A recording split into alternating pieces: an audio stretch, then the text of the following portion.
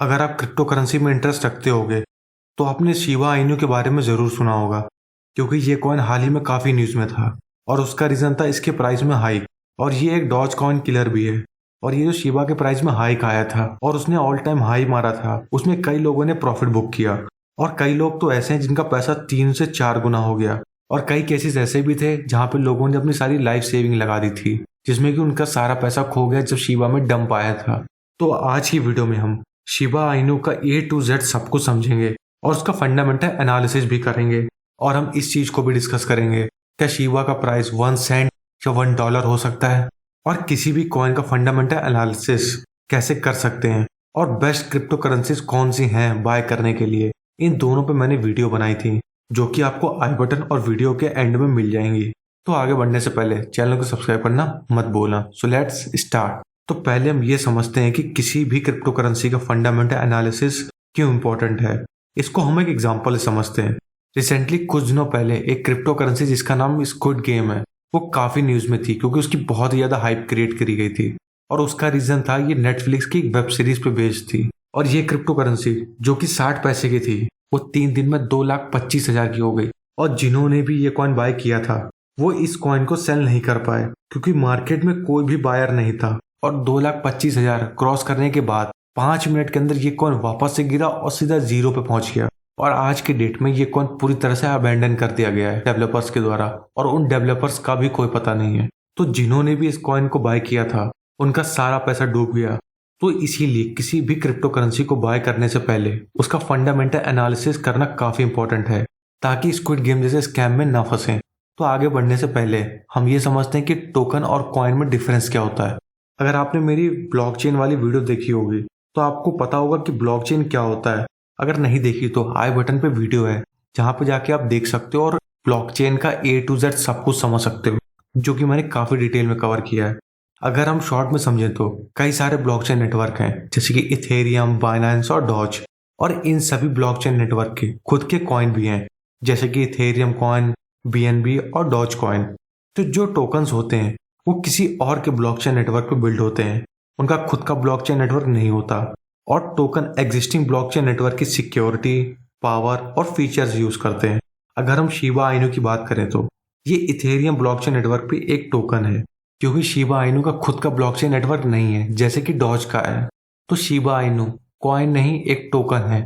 कई बार लोग शिबा को डॉज कॉइन से कंपेयर करते हैं और शिबा को डॉज कॉइन किलर भी कहते हैं। तो अब हम ये समझते हैं कि शिबा इनू को डॉज कॉइन किलर क्यों बोलते हैं। अगर हम डॉज कॉइन की बात करें तो ये एक मीम कॉइन है जो कि बिटकॉइन के कोड को कॉपी करके उसको मॉडिफाई करके बनाया गया था। और हाल ही में इलॉन मस्क जैसी पर्सनैलिटी की वजह से डॉज कॉइन को काफी हाइप और फेम मिला, जिसका असर इसके प्राइस पे भी पड़ा। लेकिन डॉज कॉइन में एक प्रॉब्लम है, वो ये कि सिवाय कॉइन को सेंड और रिसीव करने के अलावा डॉज कॉइन के स्मार्ट कॉन्ट्रैक्ट कोई और काम नहीं करता। और अगर हम इसको इथेरियम स्मार्ट कॉन्ट्रैक्ट से कंपेयर करें तो कॉइन्स और टोकन्स को सेंड और रिसीव करने के अलावा भी कई सारे नए टोकन्स भी क्रिएट कर सकते हो, और डिसेंट्रलाइज्ड ऐप यानी डी ऐप भी क्रिएट कर सकते हो, जो कि बिटकॉइन और डॉज कॉइन नहीं कर पाता। और इसीलिए शिबा को डॉज कॉइन किलर कहते हैं, क्योंकि इस पे आप करेंसी की स्वैपिंग भी कर सकते हो और न्यू टोकन्स भी क्रिएट कर सकते हो। अगर हम शिबा के फाउंडेशन की बात करें तो अगस्त 2020 में रायोशी, जो कि एक सूडो नेम है, शिबा इनू को क्रिएट किया था। इसका मेन एम था कम्युनिटी गवर्नेंस, जहां पे कम्युनिटी डिसाइड करेगी हर एक चेंज के बारे में। और ये कॉइन हाइप में तब आया जब मार्च 2021 में इलॉन मस्क ने ये ट्वीट किया कि उन्होंने एक शिबा इनू डॉग लिया है, जिसकी वजह से शिबा इनू के प्राइस 300% तक इंक्रीज हो गए। और इस हाइप को और पंप करने के लिए शिबा के डेवलपर्स ने half of Shiba Inu tokens Vitalik Buterin को, जो कि इथेरियम नेटवर्क के को-फाउंडर है, उनके वॉलेट में सेंड कर दिए। और ये एक तरह की मार्केटिंग स्ट्रेटजी थी। अब इससे मार्केट में एक हाइप क्रिएट हो जाती है कि इथेरियम नेटवर्क के को-फाउंडर के पास बिलियंस और trillions of Shiba Inu tokens हैं, जिससे कि टोकन्स के प्राइस इंक्रीज हो जाते हैं। शिबा इनू हाइप में और आ गया जब विटालिक बुटेरिन ने 50 ट्रिलियन शिबा टोकन्स, जिनकी कीमत $1 बिलियन थी, वो सेल कर दिए और इन पैसों को इंडिया के कोविड क्रिप्टो रिलीफ फंड में ट्रांसफर कर दिए। और बुटेरिन ने बाकी के कॉइन्स, जो कि लगभग 40% थे टोटल सप्लाई के, उन्हें बर्न कर दिए। कॉइन या टोकन की बर्निंग एक प्रोसेस होता है जिसमें कॉइन्स को एक अननोन वॉलेट में डालकर प्राइवेट की को डिलीट कर देते हैं, जिससे कि कोई भी उन कॉइन्स या टोकन्स को एक्सेस ना कर सके। जो शिबा टोकन्स विटालिक बुटेरिन ने बंद किए थे, उनकी वैल्यू $6.7 बिलियन थी। कॉइन या टोकन बनने प्रोसेस में कॉइन की सप्लाई कम हो जाती है, जिससे कि कॉइन के प्राइस भी इंक्रीज हो जाते हैं। अब हम ये देखते हैं कि कौन सी ऐसी चीज है जो शिबा इनू को काफी यूनिक बनाती है। According to Shiba Woof paper, ये एक ERC-20 टोकन है जो कि इथेरियम के प्रूफ ऑफ वर्क मैकेनिज्म पे काम करता है। अगर हम ERC-20 टोकन की बात करें तो ये बेसिकली एक फंजिबल टोकन है। इसका मतलब ये है कि हर एक शिबा टोकन आइडेंटिकल होगा और उसे हम इजीली एक्सचेंज कर सकते हैं बाकी ERC-20 टोकन से। अगर हम बाकी यूनिक फैक्टर्स की बात करें तो वो ये है कि शिबा स्वैप, जो कि शिबा इनू का डिसेंट्रलाइज एक्सचेंज है, वो शिबा इनू की लिक्विडिटी प्रोवाइड करने के लिए आपको रिवॉर्ड्स देता है और इस प्रोसेस को डिगिंग बोलते हैं।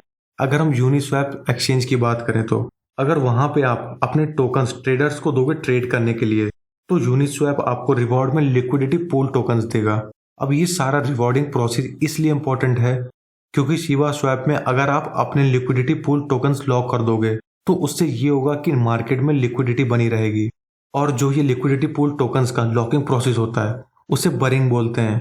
तो जब आप ये बरिंग प्रोसेस करते हो तो आपको एक नया टोकन मिलता है जिसे हम बोन बोलते हैं, जो कि बेसिकली एक गवर्नेंस टोकन है। इसका मतलब ये है कि 1 बोन इक्वल टू 1 वोट, मतलब कि शिबा प्रोजेक्ट में जो भी चेंज होगा उसकी वोटिंग होगी। और अगर आपके पास एक बोन है तो आपका एक वोट काउंट होगा। तो जितने ज्यादा बोन्स होंगे उतने ही ज्यादा वोट्स में वैल्यू होगी। और जो ये बोन्स हैं हम इन्हें भी लॉक कर सकते हैं। और इतने ज्यादा मल्टीपल टोकन्स और लॉकिंग प्रोसेस शिबा को इन्फ्लेशनरी बनाता है। मतलब कि लॉन्ग रन में अगर टोकन्स की सप्लाई कंट्रोल नहीं की तो प्राइस गिरेंगे। अगर आप चाहते हो तो मैं कॉइन्स की लिक्विडिटी पे एक अलग से वीडियो बना दूंगा जिसमें मैं ये भी बता दूंगा कि आप किसी भी कॉइन्स और टोकन्स की लिक्विडिटी कैसे चेक कर सकते हो और लिक्विडिटी का क्या फर्क पड़ता है कॉइन्स और टोकन्स पे। अब हम वीडियो के सबसे इंपॉर्टेंट पार्ट की तरफ मूव करते हैं। वो ये है कि क्या शिबा का प्राइस 1 सेंट या $1 अचीव हो सकता है। लेकिन उससे पहले हम शिबा इनू का मार्केट कैपिटलाइजेशन समझते हैं। अगर हम किसी भी करेंसी के प्राइस को उसकी सर्कुलेटिंग सप्लाई से मल्टीप्लाई कर दें तो कॉइन का मार्केट कैपिटलाइजेशन आ जाता है। और अगर हम शिबा इनू की बात करें तो आज की डेट में इसका प्राइस $0.000057 है। और अगर हम सर्कुलेटिंग सप्लाई की बात करें तो 5,49,000 बिलियन से भी ज्यादा है।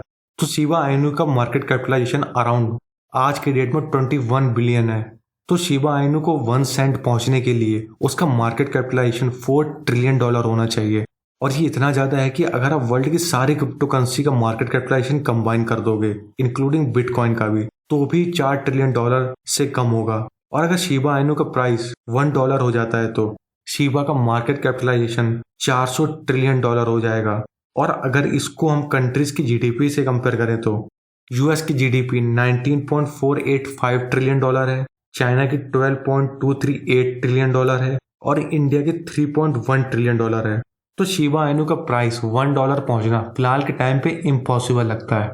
अब हम उस ट्रैप के बारे में बात करते हैं जिसमें ज्यादातर न्यू क्रिप्टो इन्वेस्टर फंस जाते हैं, और वो ये है कि big quantity in low price. इसको हम ऐसे समझते हैं, आपने ज्यादातर मीम्स टोकन या अदर कॉइन्स देखे होंगे जिनकी वैल्यू फ्रैक्शंस में होती है। जैसे शिबा की वैल्यू $0.0005 है। अब ऐसे लो प्राइस के पीछे एक ह्यूमन साइकोलॉजी होती है। वो ये कि हमें ये लगता है कि कॉइन काफी सस्ता है तो ये इजीली $0.1 पहुंच ही जाएगा, क्योंकि $0.1 कोई बड़ी वैल्यू नहीं है। लेकिन रियलिटी ये है कि जितनी मेहनत $100 के कॉइन को $200 पहुंचने में लगेगी, उतनी ही मेहनत $0.1 को $0.2 पहुंचने में लगेगी। और ये फ्रैक्शन प्राइस वाली ट्रिक हमें और ज्यादा बेवकूफ बना देती है जब हमें बल्क में कॉइन मिलते हैं। आपने देखा होगा कि ये मीम्स टोकन की टोटल सप्लाई बहुत ज्यादा होती है। जैसे कि शिबा की बात करें तो ये 5,49,000 बिलियन से भी ज्यादा है। तो अगर आप $1,000 के भी कॉइन लेते हो तो आपको लाखों में कॉइन मिल जाएंगे। और कुछ कॉइन्स और टोकन्स ऐसे भी हैं कि $1 में 1 करोड़ कॉइन मिल जाएंगे।